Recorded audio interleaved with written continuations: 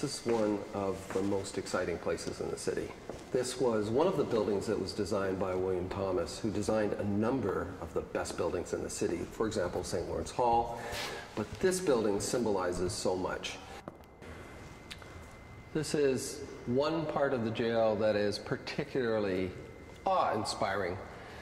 Its simple scale, I think, would have inspired everybody, including the prisoners. They would have been, moving around on these various decks. And to have this rotunda go the entire height of the jail is simply amazing.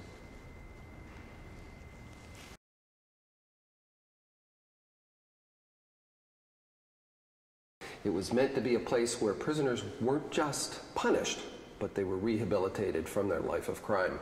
There are a number of architectural features about the building which were intended to awe the prisoner coming into the building and, in fact, to intimidate them. As you enter through the front of the building, you see Father Time here, who's really trying to, the message to you is you're under power here. And then there are architectural features throughout the building, for example, the iron griffins that really are simply wonderful architectural features. And I can imagine being a criminal in this place, being incarcerated, a prisoner, and looking at those griffins every day and thinking to myself, I'm surrounded by these mythical creatures who are guarding me. The place had a special symbolism in the city, given that it was a growing kind of colonial city where crimes were happening and the city was actually learning how to deal with crime. And this was a place that got a reputation among the prisoners and among the general public. This was just outside the city, and it was actually, that separation meant something to people because it was just outside the city core. But then, of course, as the city grew, it came to grow around the jail. It's interesting in that this jail functioned over the centuries. It didn't close until the 1970s. When it was first constructed and first used, I think it was meant as a wonderful architectural centerpiece that would awe the city, awe people, the public in the city. With the immigration around World War I and the post-war immigration, we had a lot of poor immigrants coming from Europe into Canada, a lot of them settling in the major metropolises. So Toronto was a huge destination, and Toronto's population grew substantially at that time. And so you had huge segments of the society which were very poor immigrants, and a lot of them ended up, because of acts that they had to commit to survive, on the inside of this jail.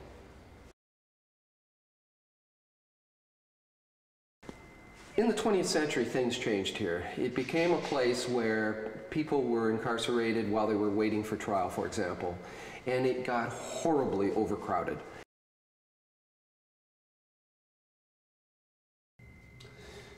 I'm in one of the cells right now.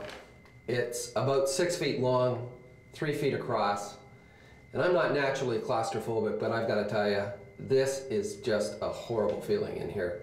I simply can't imagine being stuck in here among this dirt and filth for some length of time.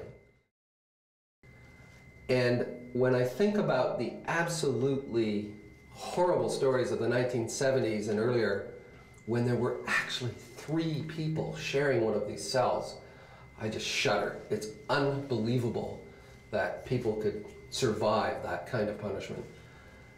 You can imagine the smells, frankly, the possibility of the transmission of disease. If one person has it, the next 2 guys are going to get it as well.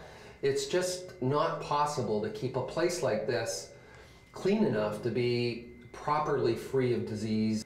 As we're sitting in this cell, thinking about the original intent of the prison, which was to rehabilitate prisoners, they would only be in here for the evenings, really. They would be outside working the fields. They actually ran a farm in the 19th century here. But with the 20th century and incredible pressures in terms of holding people as they waited for trial, and into the mid-20th century, cells like this would be holding 2 or 3 people at a time for longer periods of time during the day as well. This would have been horrible and completely at odds with the original intent of the prison.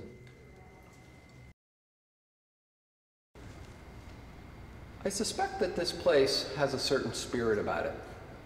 Given what's happened here with 34 men being hanged and the very serious events that that represents, there's a certain environment, a certain awe about this place, and I think it's partly derived from that fact.